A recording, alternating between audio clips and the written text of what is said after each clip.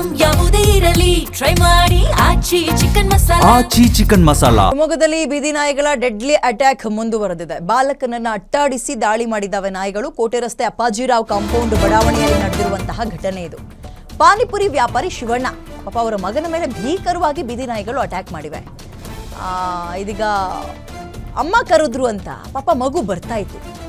ಓಡ್ ಬರ್ತಾ ಇದ್ದ ಮಗುವಿನ ಮೇಲೆ ನಾಯಿಗಳು ಅಟ್ಯಾಕ್ ಮಾಡಿದವೆ. ಸ್ನೇಹಿತನ ಮನೆಯಿಂದ ತನ್ನ ಮನೆಗೆ ಅಂತ ಅಮ್ಮ ಕರೆದಾಗ ಮನೆಗೆ ಮಗು ವಾಪಸ್ ಆಗಬೇಕಾದ್ರೆ ನಾಯಿಗಳು ಅಟ್ಯಾಕ್ ಮಾಡಿವೆ. ಆ ಅಟ್ಯಾಕಿಂಗ್ ದೃಶ್ಯ CCTVಯಲ್ಲಿ ಸರಿಯಾಗಿದೆ. ದಯವಿಟ್ಟು ಇವುಗಳನ್ನು ತೆರವು ಮಾಡಿ ಅಂತ ಪಾಲಿಕೆಗೆ ಸ್ಥಳೀಯರು ಒತ್ತಾಯಿಸ್ತಾ ಇದ್ದಾರೆ.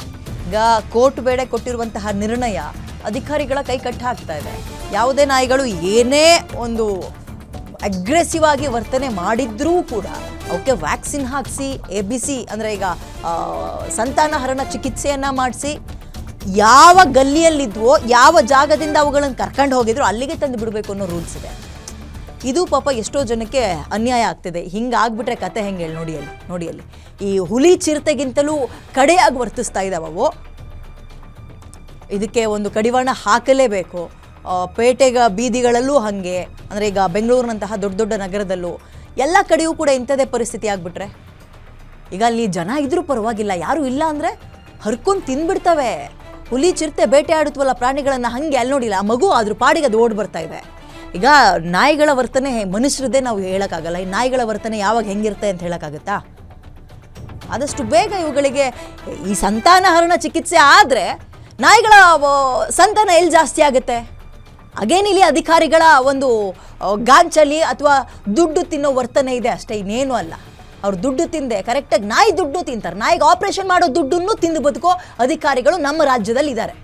ಅದಕ್ಕೆ ನಾವು ಭೇಷ್ ಅನ್ಬೇಕು. ಸಣ್ಣ ಹುಡುಗನ ಮೇಲೆ ಬೀದಿ ನಾಯಿಗಳು ದಾಳಿ ಮಾಡಿ ಸಿಕ್ಕಾಪಟ್ಟೆ ಅವನಿಗೆ ಗಾಯ ಆಗಿದೆ.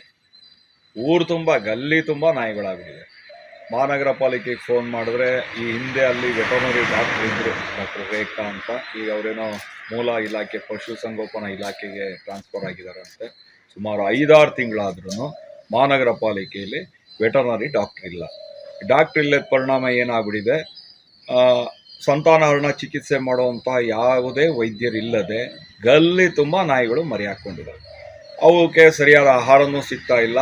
ಆ ಸಿಟ್ಟಿಗೋ ಏನೋ ರಸ್ತೆ ಮೇಲೆ ಹೋಗುವಂಥ ವಯಸ್ಸಾದವರು. ಇದಿಷ್ಟು ಈ ಕ್ಷಣದ ಅಪ್ಡೇಟ್ಸ್.